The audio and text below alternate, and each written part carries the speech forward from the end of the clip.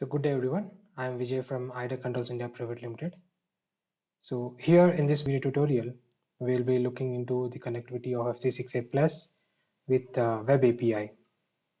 So basically Web APIs are an application program interfaces that can be accessed using HTTP protocols.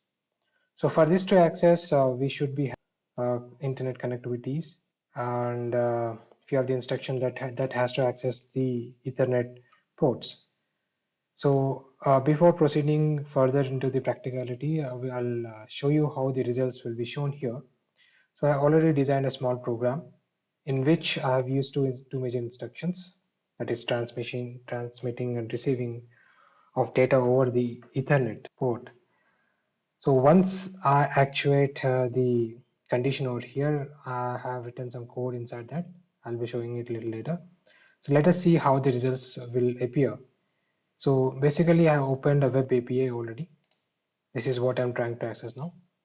The IP address, or there are multiple APIs here. Like I'm trying to access the date and time. So let me just click on the get data here.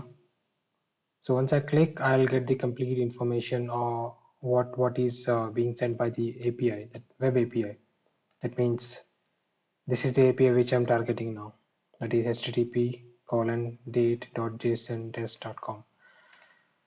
So the actual data which I'm trying to get over here is date and time. So the time mentioned over here is GMT format. So let us dig a little bit into the how exactly we need to do the operation. So for this to perform, we have a tool called as Postman. It's easily available in the internet as well. You can try and download it. So the Postman software is basically used for many other applications as well. So here I'm trying to test the web API. So there are various formats to test it. So trying to get the data and post it, these are two major operations we can do it over here. So in this video tutorial, I'm trying to get the data from the API. I'm not trying to post anything. So for that, I'll be selecting get here and the API which I will be targeting now. So here, as I shown you, I'm trying to get the date and time as a first example. We'll try this. So just copy this here and we can go to the web API, that is Postman Testing Center, and can paste it here and click send. So once we get the result, proper results, that means we have received some data over here. So this is the same format of data which the web API is throwing back to us. So now we need to receive this in the PLC. So we'll use the instructions of ETXT and ERXD instructions to get the data, right? So let me just open a new WinLDR. So we can do it from scratch. I'll try and copy paste the same program here just to avoid some development time. Once this window opens, the WinLDR window gets open with the new project. So we have to select the necessary CPU. So right now I'm using FC6A D16 CPU. So I'll be selecting that and I'll go to module configuration just to read out the modules connected to the PLC. So I'll click yes. So I'm not connecting anything else. So that's what you can see it over here. Then we'll go on to the main program. So I'll not design each and every aspect. I'll try to explain it. I'll copy it from here, from the old program here. I'll just Control C or click over here and I'll paste it. Right? Remaining, I'll do the configuration here for you people. Now, these two are the major instructions which is used for sending and receiving the data. So here I'm using one condition M0 with the help of or the pulse up raising pulse over here to activate this instruction.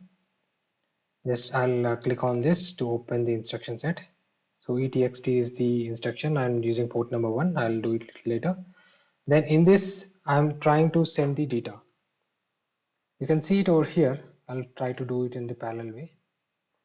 Minimize it.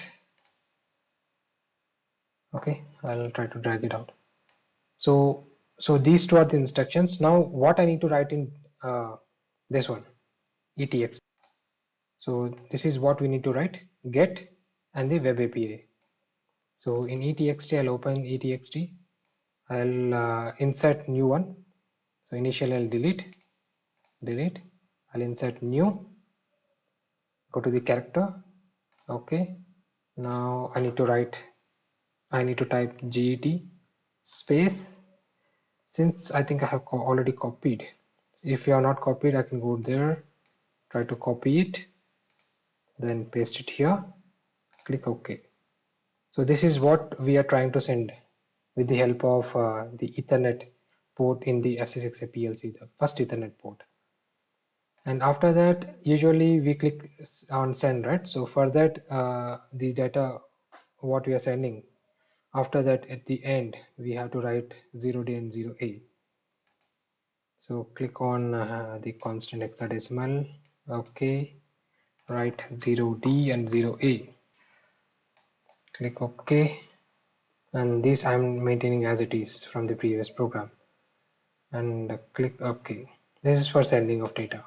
So whatever web API we're trying to target, that we'll be putting it over here. Then in the receiving end, usually get the data in the ASCII format. So that's why in the receiving end, we will be just considering, I'll delete all, I'll insert new one.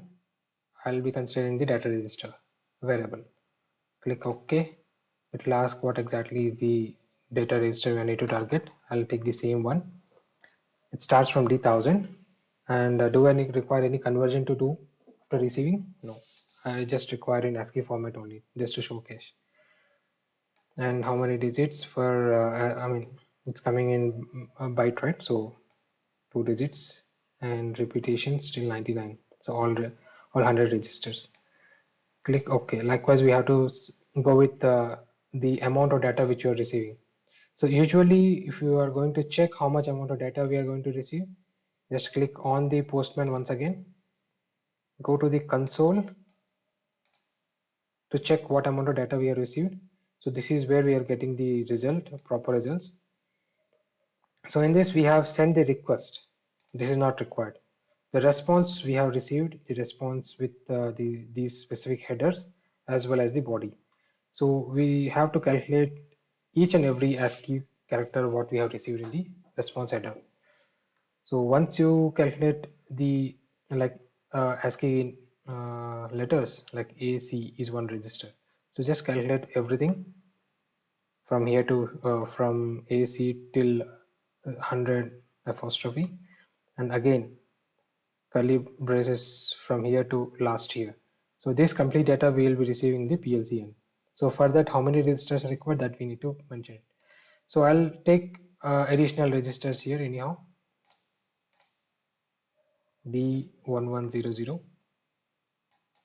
to 99. Click OK. I need to put no conversion, otherwise it will come in binary format.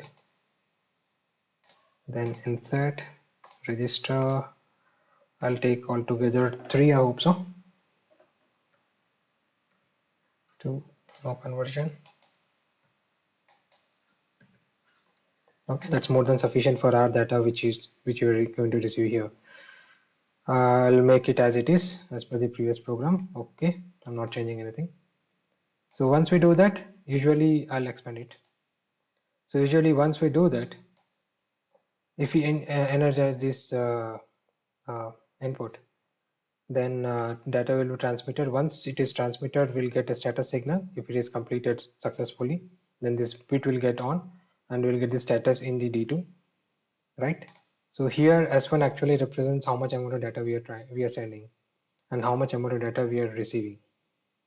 Okay, so M100 is a confirmation of sending the data. Once it is sent, we'll get the this bit will get on. So as soon as this bit gets on, so we are trying to receive the data from the other end. So this instruction get executed. So with this, once the instruction is completed, so with that feedback, I am trying to reset M100, M0 as well, and as well as M200.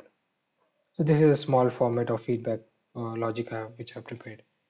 And I have created one web server page, so in which I'm trying to clear out the data which I'm trying to receive so that I can get the data one more time by clicking on M0. So for that I have written a condition and I'm moving 0 to all the registers which I'm considering here. So this is what a simple program which I made. Then moving on, now a small program has been made. Now in this PLC we need to target the Ethernet port. So I'll open port number 1.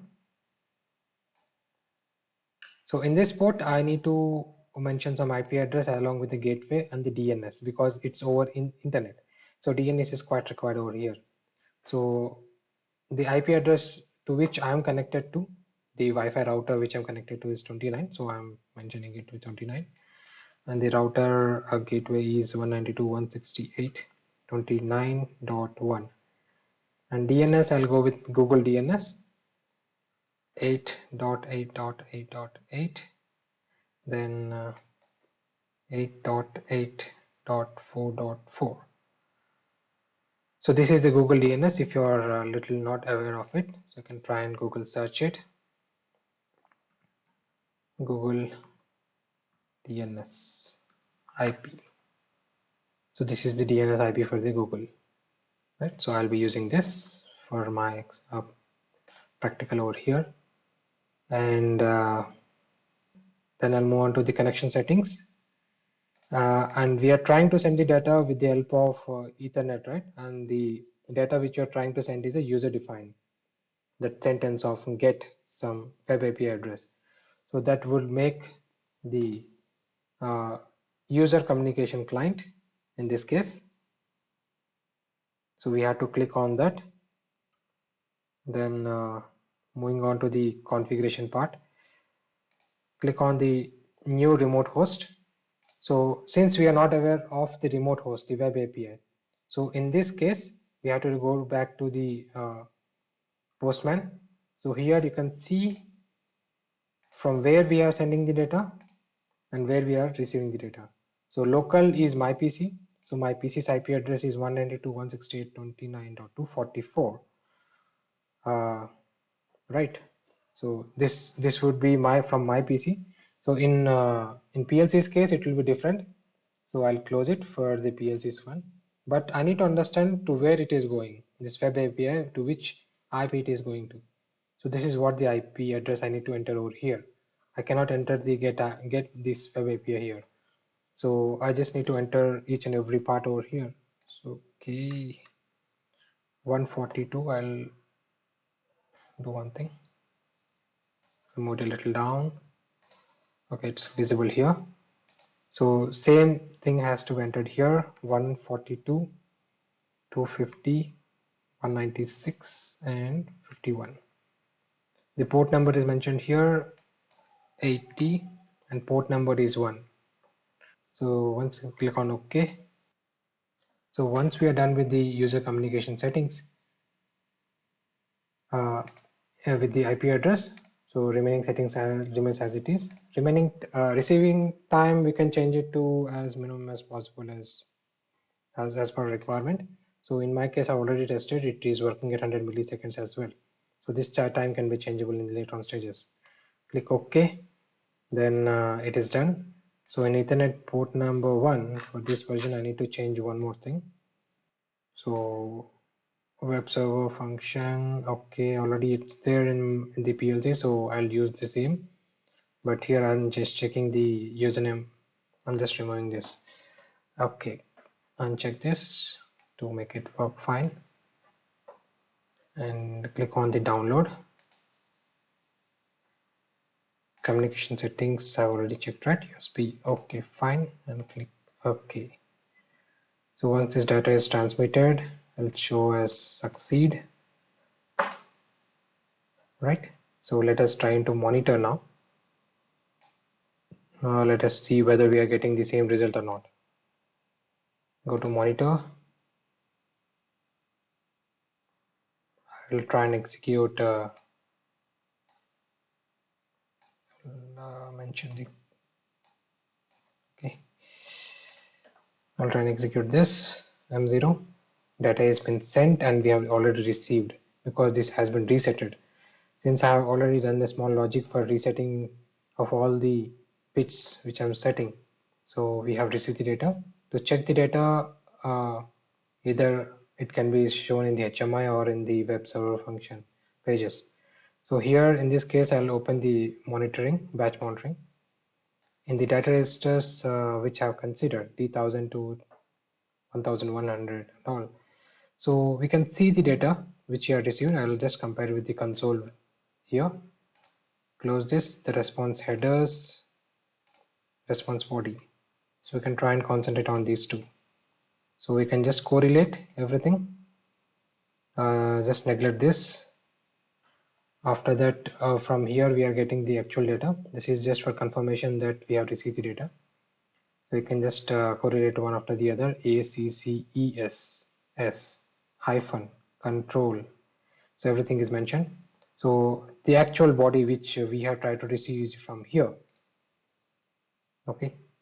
So it's from D1112 till the end of D116 and 1. So we can just correlate the date and time which you have received 08 hyphen 10 hyphen 2021. Now, so now this can be shown either in the web page or in the HMI, which I have explained you. So already there is a web page which I have designed with the help of web server function. So I'll try to get the same thing over here, get data. So how to design this web page and all, we have a video solution already. So you can try and refer that video solutions if it is required. Okay, this is nothing but simple bit which I have considered in here, and that is M0. And this is a simple bit which I have considered for clearing of all the data.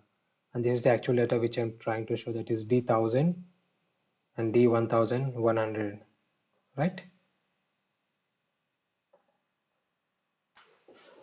So if you would like to have few more video solutions which you're not aware of, please try and comment. So we'll get back to you with the video solution which you might require. So thank you very much once again. So we'll try and get new video solutions to you guys. Thank you.